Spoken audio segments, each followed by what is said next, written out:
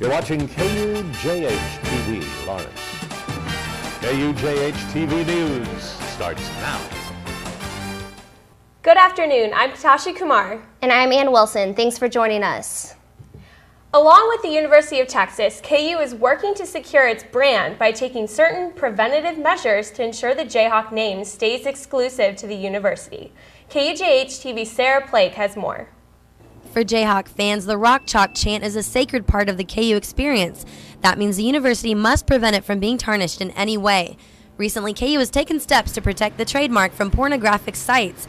These sites, under the domain .xxx, are trying to reel in more visitors by creating sites with a popular catchphrase, and Rock Chalk Jayhawk could be one of them. Paul Vander Tig, the director of trademark licensing, is working to prevent the trademark from being used by an outside party.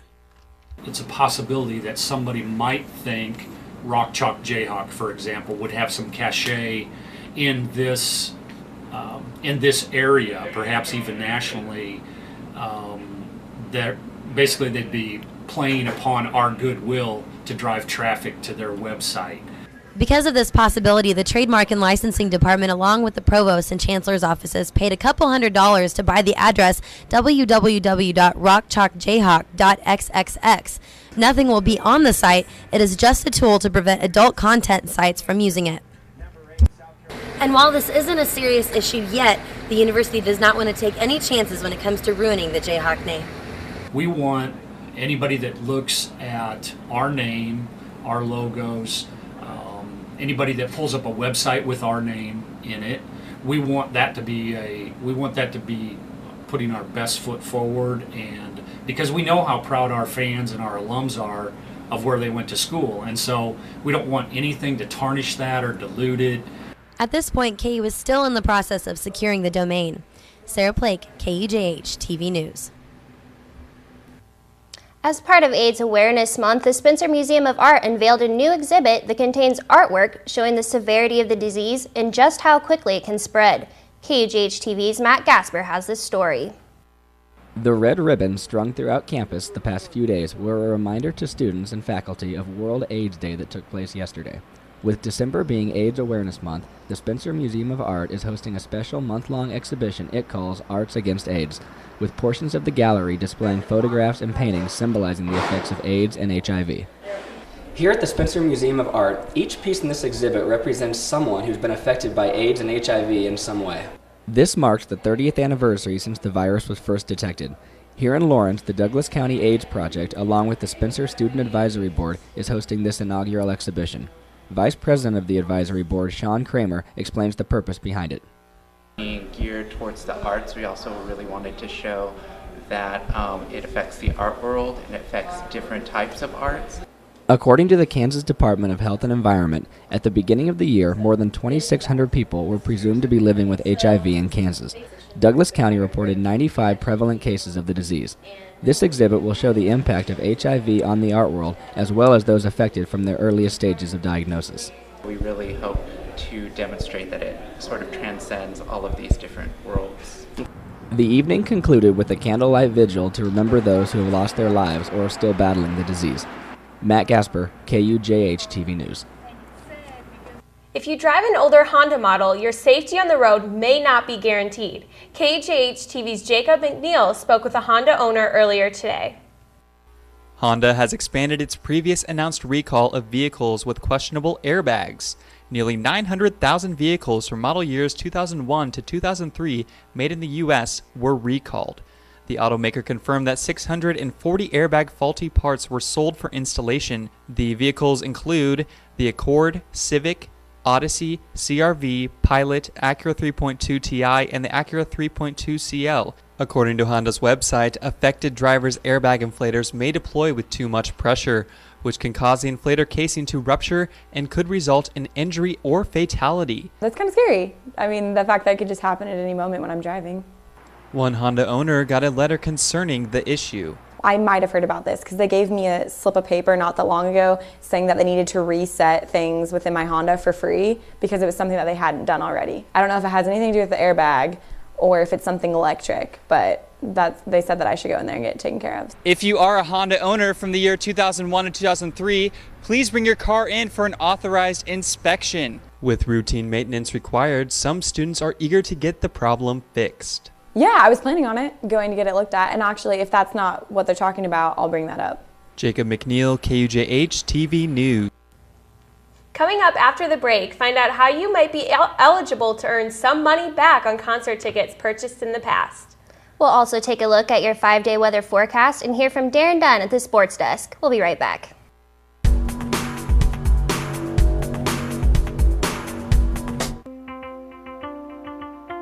Severe weather can destroy a home in seconds. There's no time to think, only time to act. Have a kit so you're ready for any emergency. Develop a plan for what you and your family will do before disaster strikes, and stay informed during severe weather any way you can. It can be the difference between losing your possessions and losing your life. Just ask the owners of this house. Visit ready.gov for ways to prepare your family for emergencies.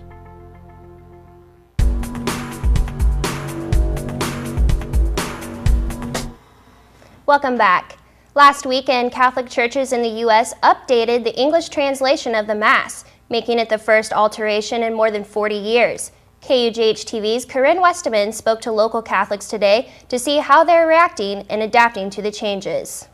During the past 6 days, Catholics who attended Mass had to think twice about what they were saying. The Lord be with you. And with your spirit.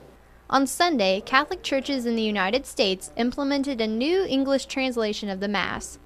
The Mass, which Catholic priests used to pray in Latin, was originally translated into English in 1973. But church leaders said the United States translation wasn't as faithful to the original Latin as other languages' translations were. Churches like the St. Lawrence Center have distributed cards like these, which list some of the changes to the Mass translation, such as the changes to the Nicene Creed and the common response, "and with your spirit." While some Catholics throughout the nation disapprove of the changes, many Catholic KU students said they appreciate the new translation because it's closer to the Mass in other languages. A little hard to get used to, but overall I really like it because it makes us more one with the Universal Church. You feel kind of a lot closer to, I guess, liturgy long ago. And while many Mass responses and prayers have changed for the congregation, even more have changed for the priests.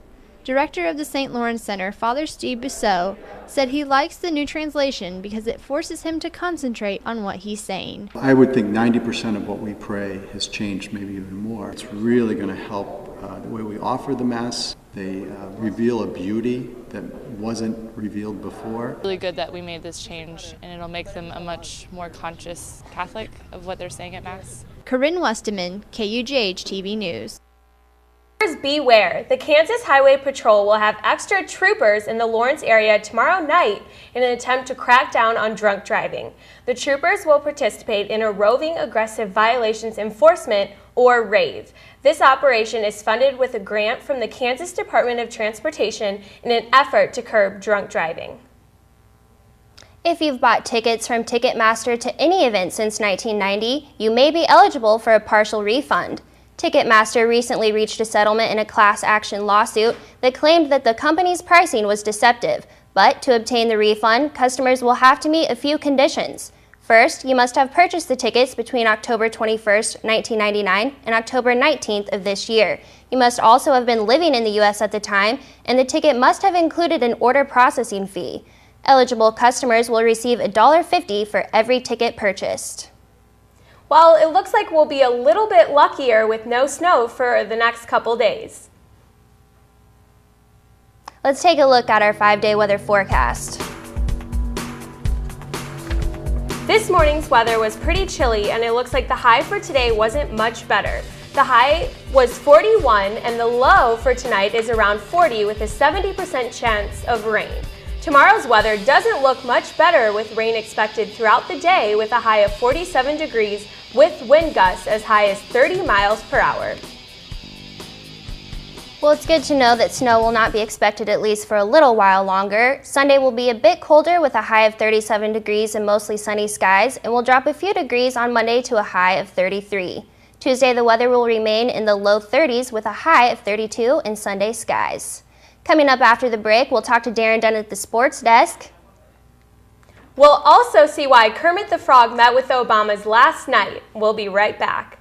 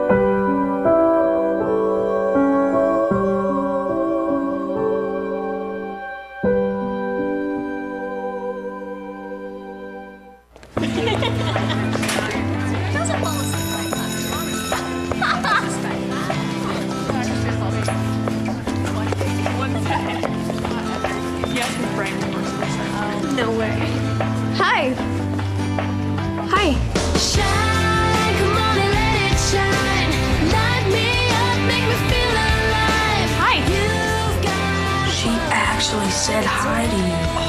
Shine on me today.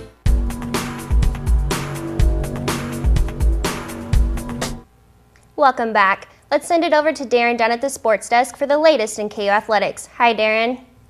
Hi, Ann. Greetings and salutations. It is common knowledge that Turner Gill has been fired from his football coaching position at KU, but gone with him is also his most highly sought-after replacement. Former Texas Tech head coach Mike Leach was a favorite to fill the vacancy. Instead, he is headed to Washington State. The Cougars are prepared to pay Leach $2.2 million a year. Gill's 5-19 record equated to $2 million a win. But, Stephen Johnson, do you think Turner Gill should have been given more time? I do. I do. I really feel as though he only had like 1 year, and it's just hard because, I don't really feel as though he had like a fair shot. And me personally, I know and believe in my heart, I don't feel as though there's any other coach that could, do both sides as well as he did. He'll watch what you were doing in the classroom, ask you about your social life. But then when you got on the football field, he would, critique you there. And he was just a person that, all around just would help you out just in life and in football, just become, the best person you could be. Good person or not, Gill is gone after 2 years, 1 conference win, and finishes 14 games under 500. Bill Self blamed a Hawaii hangover for the poor performance against Florida Atlantic. The Owls led the Jayhawks after 4 minutes of play. Perhaps the most depressing play came from guard Elijah Johnson. EJ shot 0% in 4 attempts with just 3 assists to his 7 turnovers. Needless to say, Bill Self was not pleased with the junior. He is still in Hawaii. He didn't get hung over. He got left there. Okay, so that was really a poor night for him, and he wasn't able to change it, which is a little frustrating. You see, usually when things are going bad, you just figure out some way to contribute and do something. But tonight was a night in which he certainly labored at a pretty big extent, pretty great extent. A lot of these A game that was close through 29 minutes of play turned out to be a 75-52 blowout for the Jayhawks over Southern Methodist. The win propels the women's basketball team to 7-0 for the second straight year. The Jayhawks were led by Naismith watchlister Carolyn Davis, who scored 17 and improved her field goal percentage to 70.2. That percentage is good enough to rank her in the top 5 nationally. Aisha Sutherland scored 14 points on 7 for 12 shooting. Her hot hand boosted the team's nation-leading shooting average to 51.7%. Angel Goodrich fulfilled her point guard role well with 15 points and 8 assists. That's a look in sports. Now back to the news desk. That's all for your final Friday newscast of the semester. Be sure to check out Kansan.com for more on these stories. And if you see news happening, tweet us at KUJH_news. And on our way out today, take a look at the First Lady Michelle Obama and Kermit the Frog reading The Night Before Christmas at the lighting of the National Christmas Tree in Washington, D.C. Also in attendance were President Obama and their 2 daughters. Have a great weekend, and we'll see you right back here on Monday. 'Twas the night before Christmas when all through the house, not a creature was stirring. Yep. Not even a mouse. Oh, my turn. The stockings were hung by the chimney with care in hopes that St. Nicholas soon would be there. The children were nestled all snug in their beds while visions of sugar plums danced in their heads. That's right. And Mama in her kerchief and I in my cap had just settled down for a long winter's nap. Yeah. Yeah. When out on the lawn there rose such a clatter, I sprang from my bed to